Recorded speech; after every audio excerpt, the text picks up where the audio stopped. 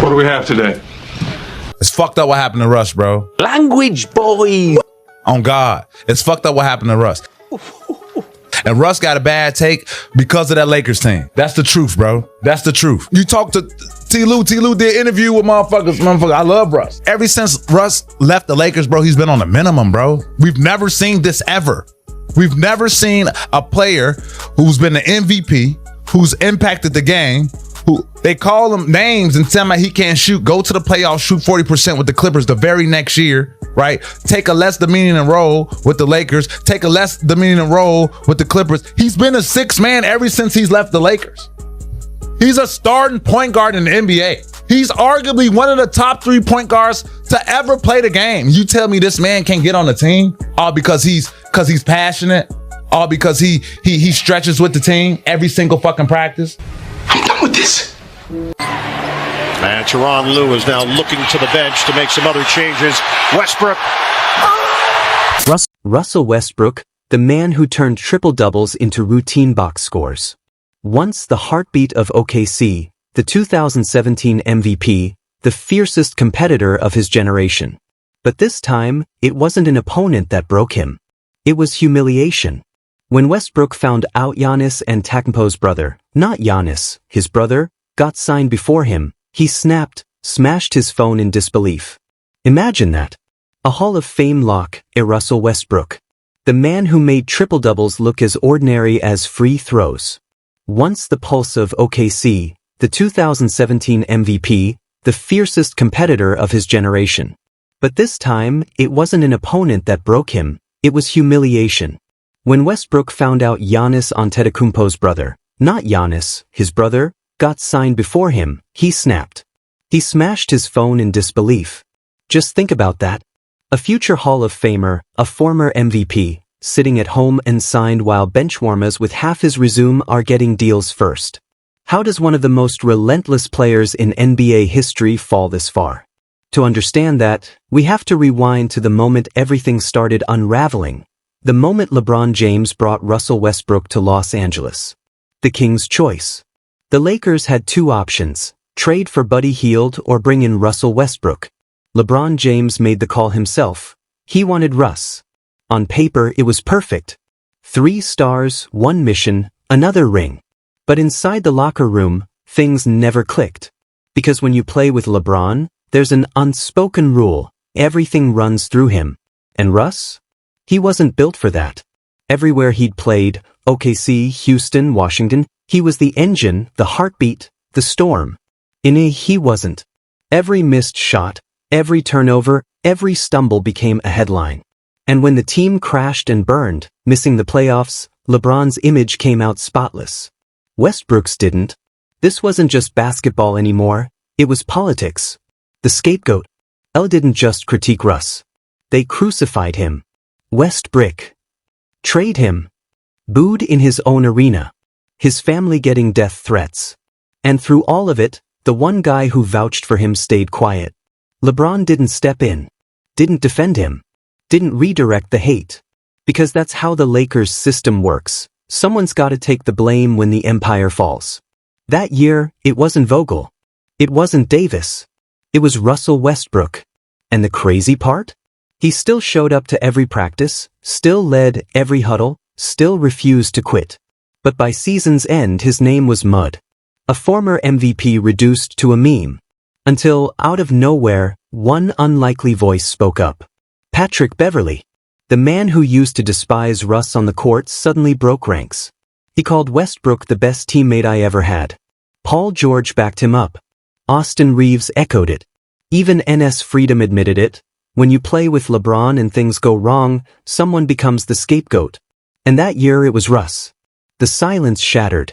The players who actually knew him, who'd seen the work, the leadership, the humility, started calling out the lies.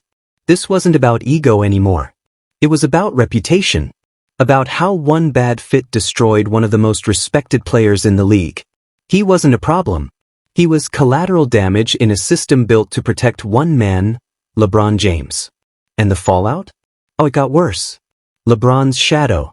Mid-season, LeBron made his next move. The Kyrie Irving rumors started swirling, and LeBron fueled them. cryptic tweets after losses, glowing praise about Kyrie's basketball IQ. The message was clear: Russ was disposable. And when LeBron moves on, the league follows. Westbrook's trade value tanked overnight. Teams that once saw him as a franchise cornerstone now saw him as baggage. He went from max contracts to veteran minimums in just 2 years. That's not decline. That's blackballing. All because one man refused to share the spotlight. And of course, the media ate it up. Every Russ headline brought clicks. Every meltdown went viral. And no one stopped to ask the real question: how does one of the hardest working players in NBA history suddenly forget how to play basketball? Reinvention and redemption. Then came the comeback. In Denver and later with the Clippers, Russ found freedom again. He came off the bench, something no one thought he'd ever do. He traded pride for production. Averaged 13.3 points, 6.1 assists, nearly 5 rebounds on efficient shooting. Top 10 in 6th Man of the Year voting 3 seasons in a row. He wasn't washed. He evolved. That same fire that once burned too hot was now focused. But even then, the league didn't forget his Lakers chapter. No matter how well he played, the stigma lingered. How LeBron controls the narrative. Let's call it what it is. LeBron doesn't just play basketball. He controls the story around it. Every team he joins becomes about him. Every teammate turns into a background character in the LeBron legacy movie. When the Cavs lost in 2010, it was the team's fault. When the Lakers fell apart, it was Russ's. LeBron has mastered the art of staying spotless while the world around him burns. And the media? They play along, because LeBron equals ratings. Russell Westbrook became the collateral damage of a system designed to protect the throne. The Kings gamble. Now, a new chapter begins. Sacramento, a team known for chaos, a team that hasn't been truly relevant since the early 2000s, just took a massive gamble. They signed a 36-year-old Russ to lead a retooled roster alongside DeMar DeRozan, Zach LaVine, and Domantas Sabonis.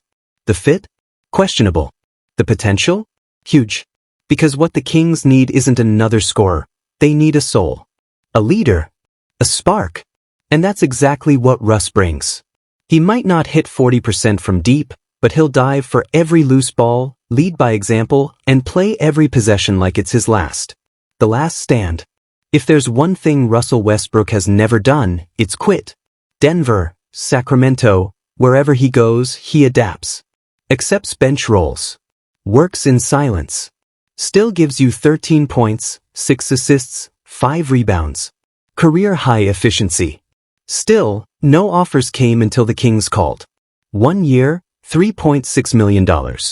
His 7th team in 6 years. And you know what? It's not about money anymore. It's about pride. He even turned down $14 million from China just to stay in the league.